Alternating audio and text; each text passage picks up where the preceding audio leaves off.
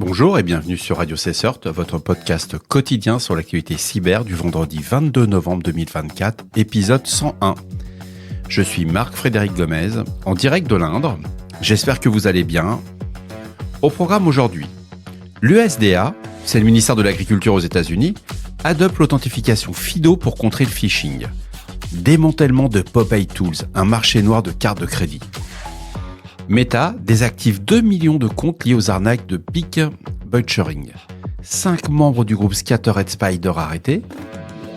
Avis de vulnérabilité critique identifiés dans Dupral, Wireshark et PHP. Et arnaque au support technique via des mails catastrophiques. Vous trouverez bien entendu tous les liens qui m'ont permis de créer cette revue d'actualité dans la description de cet épisode. Le US Department of Agriculture, c'est l'USDA, a récemment annoncé le déploiement de l'authentification basée sur le standard FIDO. C'est ce qu'on appelle le Fast Identity Online, pour ses employés et partenaires. Cette transition vise à éliminer les attaques de phishing exploitant le vol de credentials en remplaçant les mots de passe traditionnels par des mécanismes d'authentification sans mot de passe. C'est ce qu'on appelle du passwordless authentication. Donc FIDO, ça repose sur une combinaison de clés publiques et privées, générées sur des appareils locaux sécurisés. Une clé privée reste sur l'appareil de l'utilisateur, tandis qu'une clé publique est partagée avec le serveur. L'authentification nécessite l'interaction de l'utilisateur, par exemple via une empreinte digitale ou un code PIN. C'est vraiment redoutable. Vous n'avez plus besoin de vous souvenir de mots de passe, vous avez vos clés, c'est juste extraordinaire. Bon, évidemment, si on vous vole la clé, c'est ça le point faible. Mais ce qui est génial dans cette annonce, c'est que la CISA a imposé, via son ministère de l'Agriculture, aux fournisseurs et aux partenaires. Imaginez si toutes les entreprises aujourd'hui qui sont ciblées par des attaques pouvaient demander à leurs fournisseurs « tu dois installer un système d'authentification FIDO sur tes systèmes », ça résoudrait déjà un petit paquet de problèmes. Ça ne résoudrait pas tout, mais ça en résoudrait un bon paquet. En tout cas, bravo, ils ont osé, ça valait la peine. The Record nous informe que les forces américaines et britanniques ont démantelé le marché illégal Popeye Tools, connu pour vendre des informations sur des cartes bancaires volées.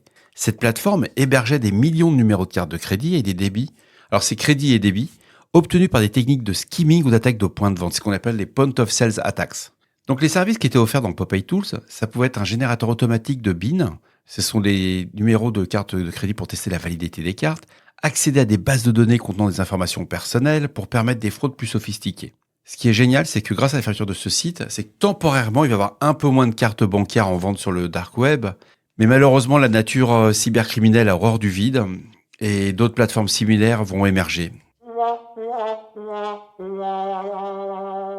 Toujours The Record, Meta, la maison mère de Facebook et Instagram, a désactivé plus de 2 millions de comptes liés à des arnaques financières appelées Peak Butchering. C'est des escroqueries qui consistent à manipuler les victimes pour investir dans des projets frauduleux après une longue période de grooming. Donc qu'est-ce qu'ils vont faire les attaquants ? C'est des choses que vous avez déjà vu passer sans doute si vous avez utilisé les réseaux sociaux. Ils vont utiliser des faux profils pour établir une relation de confiance avec leurs victimes et via des portails frauduleux, ils vont imiter des plateformes d'investissement légitimes pour être utilisées pour voler vos fonds une fois transférés. Généralement, vous avez des offres du type on va vous proposer une offre de placement, mais alors ils ont arrêté d'être complètement délirants. Avant, ils nous proposaient du 15-20%, ils ont compris que ça marchait pas. Donc, si vous voyez des offres au-dessus de 6%, c'est pas bon. Les taux de la Banque européenne sont à 4,5. Ça vous donne un ordre d'idée de ce qu'on peut placer de façon légale. Au-dessus, c'est un autre débat, mais si on vous propose des livrets A, des placements du type des PEL, ce genre de choses à 6-7%, généralement, c'est compliqué. Ça s'appelle de la fraude. Krebs on Security, notre journaliste favori, nous apprend que 5 individus ont été arrêtés aux États-Unis pour leur implication dans des attaques attribuées au groupe Scattered Spider, aussi connu sous le nom de UNC 3944. Ce groupe est connu pour cibler les entreprises américaines des attaques de SIM swapping et des campagnes de spear phishing. Donc la méthode qu'ils utilisaient, compromission des comptes en ligne via des techniques de SIM swapping, exploitation des portails d'accès distant pour extraire des données sensibles et déployer des ransomware.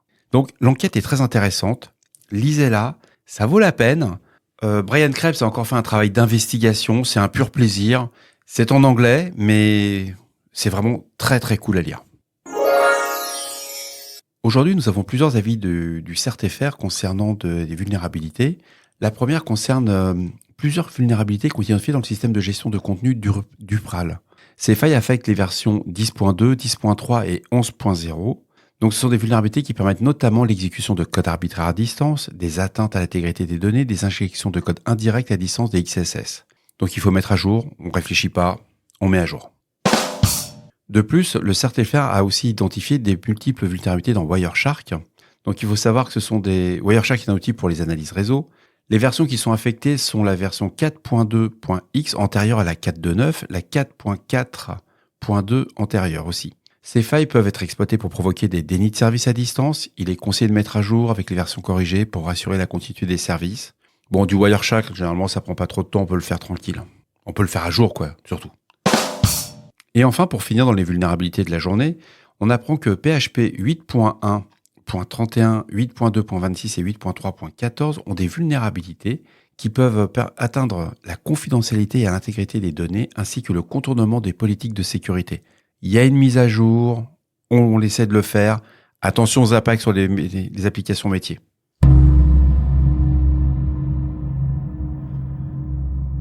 L'éditeur Malwarebytes nous remonte qu'une nouvelle campagne de phishing utilisant des emails contenant des titres, très anxiogènes. Alors c'est en anglais, pour le moment il n'y a pas encore de francophone, c'est Sad Announcement, donc mauvaise nouvelle, pour inciter les victimes à cliquer. Une fois redirigées, les victimes sont confrontées à des pop-ups simulant des alertes système, les incitant à appeler des numéros frauduleux de support technique. On est sur ce qu'on appelle une arnaque classique au faux support. Les emails contiennent des liens vers des sites malveillants hébergeant des scripts en JavaScript conçus pour afficher des messages d'alerte constants.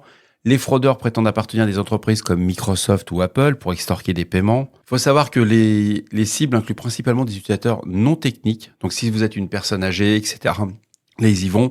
Personnellement, j'en ai eu plusieurs au téléphone parce que j'ai eu ce genre de messages qui sont arrivés.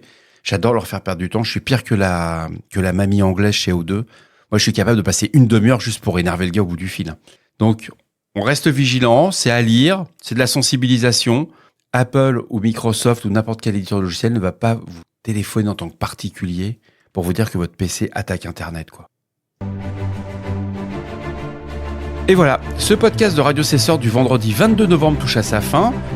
J'espère qu'il vous a plu, qu'il vous a apporté des informations utiles. Il y a toujours de la neige dans l'Indre, c'est un peu compliqué, mais il faut que je rentre sur Paris. Demain, j'ai une réunion importante.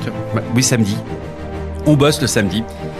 N'oubliez pas, si vous avez des questions ou des suggestions de sujets que vous souhaitez voir abordés dans les prochaines émissions, laissez-nous un message sur le répondeur de Radio Cesseur au 07 68 72 20 09. On est là pour vous. Prenez soin de vous. À demain pour un nouvel épisode. Au revoir.